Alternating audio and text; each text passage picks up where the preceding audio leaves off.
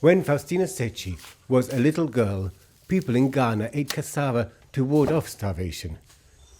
Today, this starchy tuber is the secret to her success. When I was young, cassava is a poor man's work. By now, if you touch cassava, you are a rich people in Ghana. Yeah, those touching cassava, we don't have problem at all. Faustina has been processing cassava into gari, a popular food in Western Africa, since she was 8 years old. But much has changed over the last 30 years. That time we don't have any machine, so we get it by our hand. That's manpower.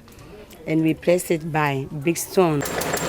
Back in the 1980s, she recognized cassava's potential and invested in a grating machine.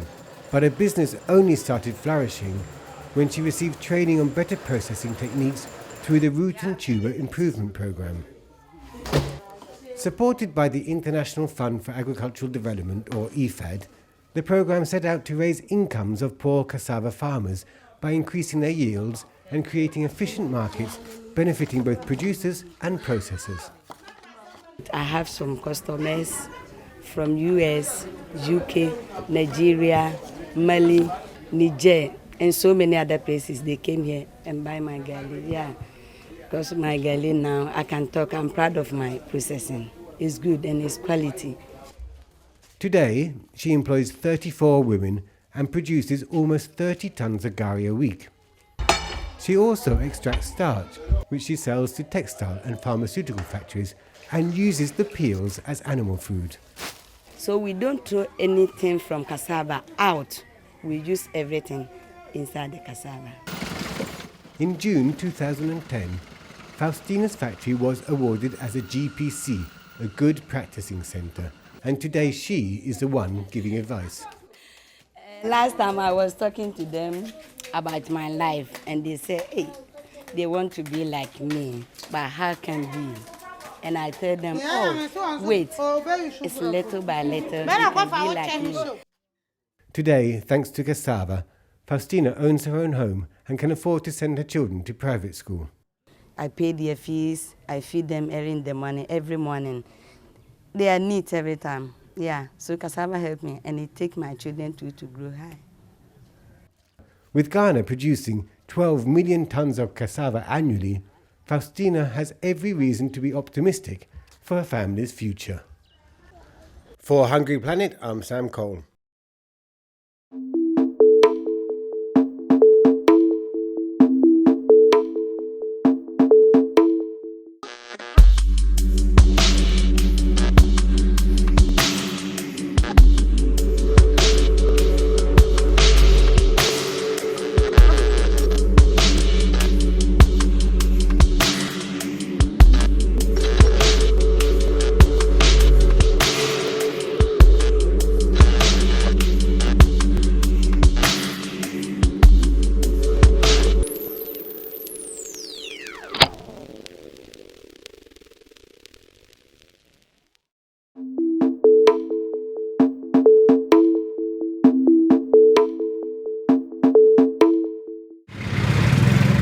The Philippines is known as the texting capital of the world.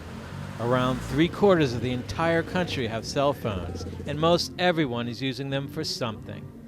With about 11% of the workforce living overseas, an increasing number using SMS text messaging to transfer cash back home to their families. The Philippines is also home to an increasing number of devastating storms, rising seas, and conflicts. Hunger is a problem for many displaced families who have lost homes, farmland, and livelihoods.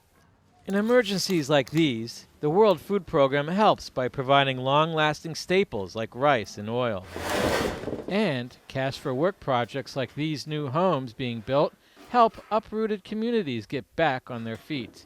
In situations where food is available but out of reach to many, WFP is testing mobile phones to transfer the cash they have earned so that they can buy food. Ito po yung message niya. Today, these women are learning how to enter the proper codes and collect their cash, adopting technology to help fight hunger. It becomes like a digital wallet. It's almost like a bank account. And our surveys shows that they are spending 70 to 80% of the cash on food. So we think that's a good thing. Rosemarie Esther does too. Her home was completely destroyed in 2009 by Typhoon Cassava. Today, WFP and the European Union have credited her with 240 pesos, about $5.50, which she claims from a shop that participates in the program. Of that, she spends 79 pesos on chicken and 8 pesos on milk to feed her family. Ang pagkakaiba kasi doon, She told me that with cash, she could buy a greater variety of food. gusto ng anak ko, mabibili ko. Before the typhoon, Rosemarie and her family lived in a house by a lake. Now they live under a makeshift roof of plastic sheeting between some homes and a sewage ditch. Rising sea levels, typhoons, and conflict is keeping the Philippines with one foot on either side of the edge between hunger and hope. WFP is trying to use available technology in creative ways to help people get their balance. It's a Spartan existence, but the food Rosemarie and her family are able to buy gives them some semblance of normality and keeps their stomachs full. For Hungry Planet, I'm Jonathan Dumont.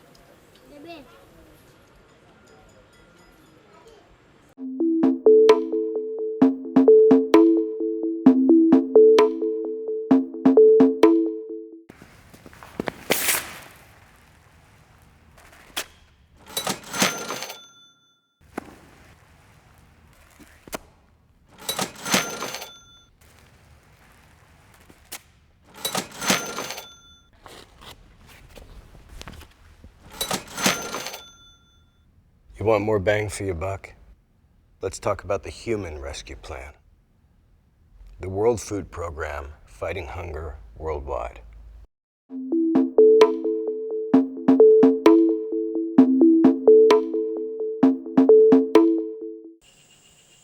Forests provide essential resources for the planet. When they're destroyed, entire ecosystems can go into shock. 2011 has been declared by the United Nations to be the International Year of Forests. They cover a third of the planet's landmass and provide over 1.5 billion people with a livelihood. The United Nations Food and Agriculture Organization partnered with the Philippines government to promote ANR as a way of regenerating the forests. The ANR technique is simple and, above all, cost-effective. When a small tree is located, a ring is weeded around it, and the surrounding grass is pressed down. Finally, nearby grass is cut away, so sunlight can penetrate the area and trees can grow quickly. All these little fellows that are trying to grow get a chance to grow, and you can see the result. This is only 2 years old. And how many species have you got here? All native species. As people begin to understand the fragility of our natural systems, they're flocking to see forests. This means new sources of income, along with increased possibilities for ecotourism. Communities also benefit from the forest products they're able to collect. The tropical pandanus plant is used both as food and to make dozens of household products. These women use it to make baskets, now on sale throughout the Philippines. It's an important source of income, and it's directly tied to the state of the surrounding forests.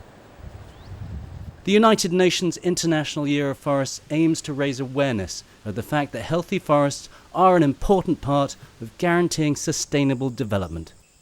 Regeneration projects help to ensure that we can continue to celebrate forests well into the future.